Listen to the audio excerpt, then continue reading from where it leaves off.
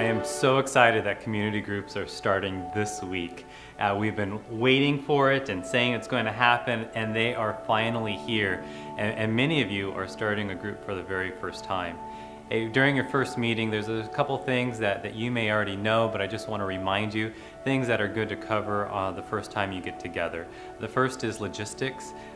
Even if your group has been together for a long time, you may be in a new home, it's important to lay out expectations and how things work. So communicate where is the bathroom, when people could get up, when is the start and stop time, and just the basic things that you tend to forget. It's important to lay that out right at the start.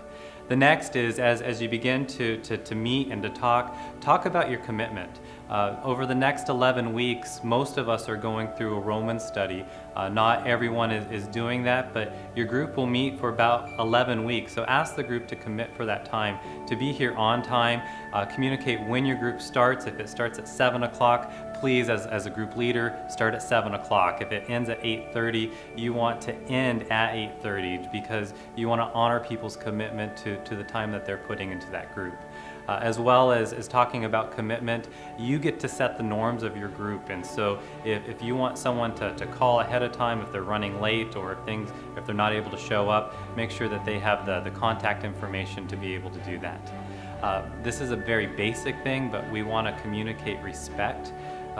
There is a possibility with people of all different ages and different backgrounds that people are going to disagree with each other, and it's important that you communicate respect for one another. And finally, confidentiality.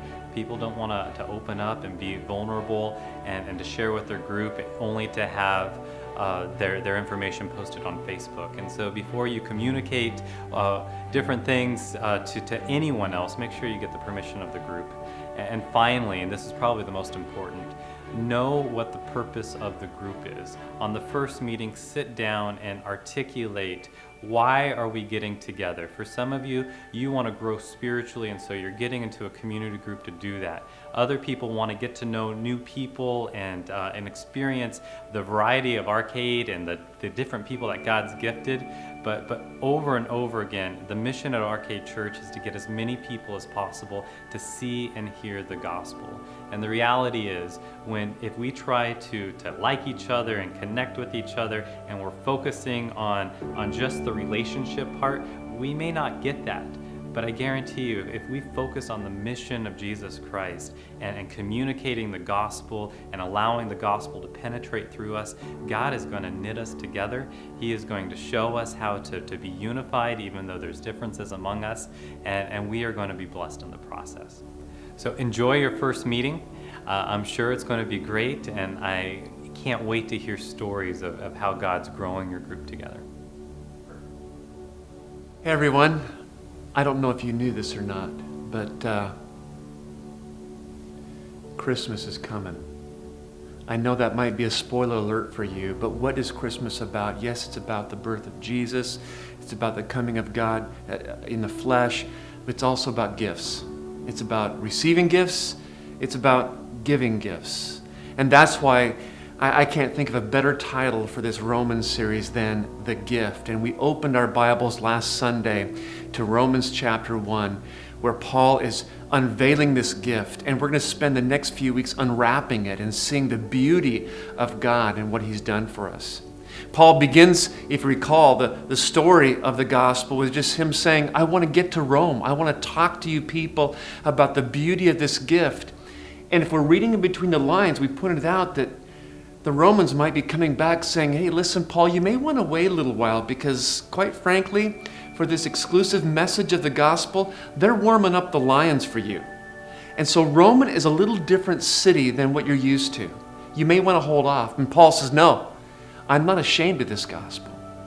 And the reason why he's not ashamed is because it is a rescue. It is God rescuing us. And he answers the question right out of the gate in chapter 1.